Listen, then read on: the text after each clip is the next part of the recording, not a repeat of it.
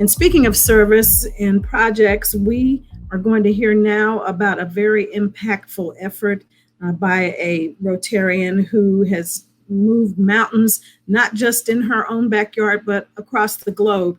She is joining us from District 6710 in Kentucky, District Governor-elect Jo Ann Heppermann. And I'm sure you will be quite inspired with her story and the work that the Rotarians in Kentucky are doing to end the number one killer of women in Haiti and much of the developing world. We hope you were able to check out her video because it was sent out yesterday and it was so powerful. But if not, you still will have time to visit the district website where you can find the full presentation. Please help us give a hearty welcome virtually to Jo Ann Heppermann. Good afternoon. Good afternoon. You know, it is a privilege to be a part of your district conference virtually. I was at my own district conference this morning virtually. And so what a deal. Two different district conferences in one day. And I've learned some things about you. Number one, you all are singers. I've got to see like the last hour and a half, you're singers. And I particularly enjoyed listening to your three Rotarians talk about community service and help prove again that while our projects may be different and the needs may be different, we Rotarians are not, COVID-19 or otherwise. But I'm actually here to talk to you today. I do hope you had an opportunity to see the video. In it, I talk about my district's efforts to end cervical cancer in Haiti. It is a leading cause of death of women there. And the reason for that is because of the lack of available or affordable detection methods. But the good news is that's changing. And the even better news is you can be a part of that. What's happening now, there are screening methods available now that actually use ordinary vinegar, where a woman's cervix can be swabbed with ordinary vinegar. If there are any precancerous lesions present, they will turn white immediately, and then they can be frozen and, if necessary, removed. That means we've saved a life. Because in Haiti, if the lesions have turned cancerous, then that's a death sentence for the women of Haiti. And so what we've learned is the trick is you have to catch this early. Well, we actually discovered this through a guest speaker at one of our Rotary Club meetings. And at that meeting, we learned that we could train doctors and nurses and midwives in Haiti to administer that test. And so we talked about it, and the truth of the matter is we sort of wanted to be in the business of saving lives, particularly lives that don't need to be lost at all to a disease that no one needs to have anymore. And so we found a partner to work with on the ground in Haiti. We applied for a global grant. We eventually got the grant. We made our way to Fonfred, Haiti, which is in the southernmost part of Haiti. Haiti's a boot. It's shaped like a boot. It's literally on the ball of the foot. And we went and we outfitted the little bitty clinic that our partner had there. We trained the doctor and nurse who worked with our partner, and we screened 15 women while we were there. What we now know is that the global grant allowed us to basically pay for this for 18 months. Well, the grant ended in September of 2018, but the really good work continues to go on with our partner. And what we know is in the year that the grant was instrumental in making this happen, that we saved 44 lives. Thousands of women found out that they could be screened. Close to 1,000 were screened, and 44 of them had precancerous lesions. 14, we were too late. And so we know our work is not done. And as a result of that, we applied for global grants number 2 and 3, which actually I think are being submitted today.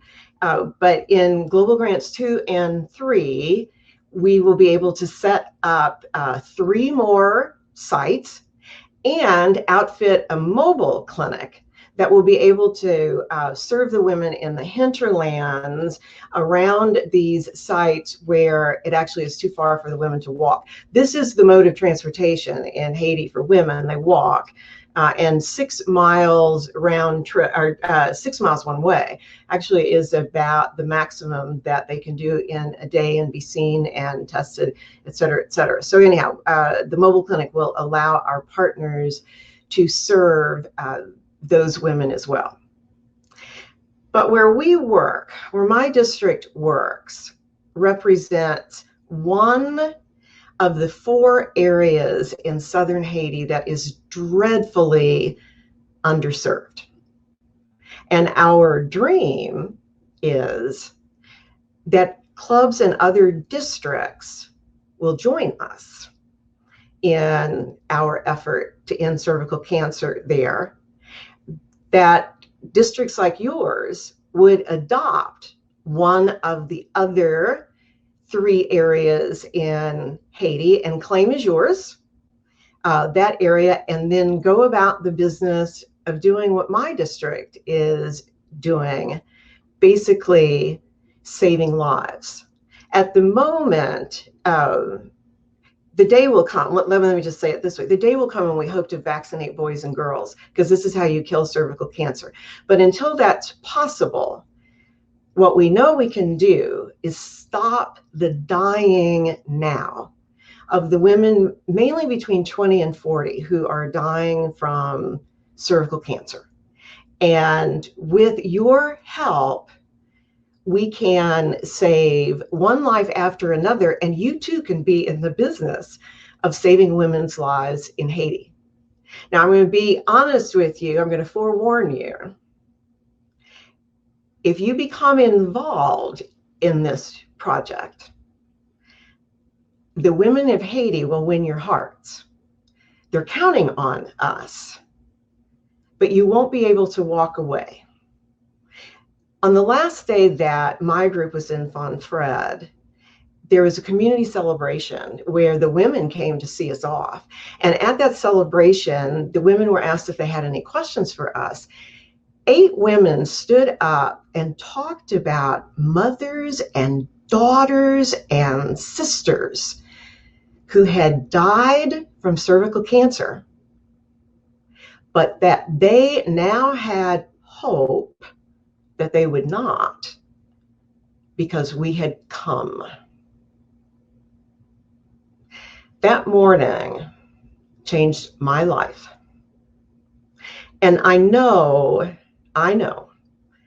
that if this dream was not a part of my club's dream, and now my district's dream, we have up to 13 clubs who are working with us on this.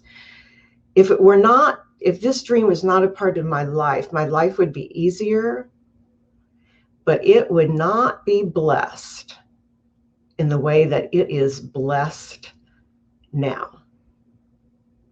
You know what? Every now and then, ordinary people are given an opportunity to do extraordinary things, and this is one of them. Come join us, and you'll see what I'm talking about. So thank you for letting me be a part of this, and I think you're going to hand me off now to Hatton, who hopefully will ask me easy questions and answer any questions that you might have about what this is all about and how you can be a part of it. Absolutely, and I hope that you know all the answers to what I'm going to ask Jo Ann. I do too. You have such you're such an inspiring person, and to go back and talk about the women that you visited with there and how they discussed the women in their lives that meant so much to them that had died of cervical cancer, and that you gave them hope. That you gave them hope. That is really profound, and you said it changed you. What does it mean to you to give somebody hope in a situation like that? Well, how long do you have? Let's see. You know what I discovered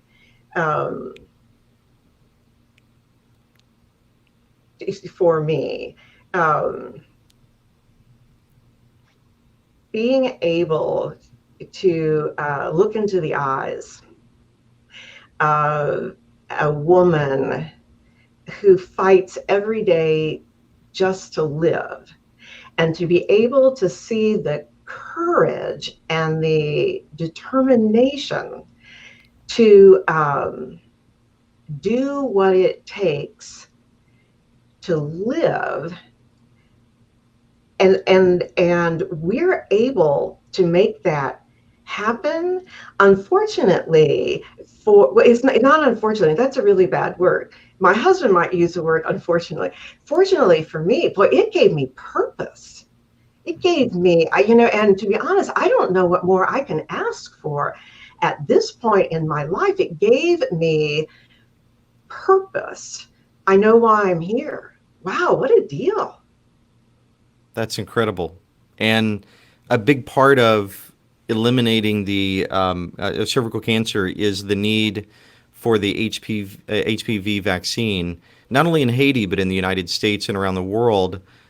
What do we need to do for an HPV vaccine? Well, in the United States, I can't address that question because I don't know the answer to that, but I do know the answer in Haiti. And boy, this is where it is tough.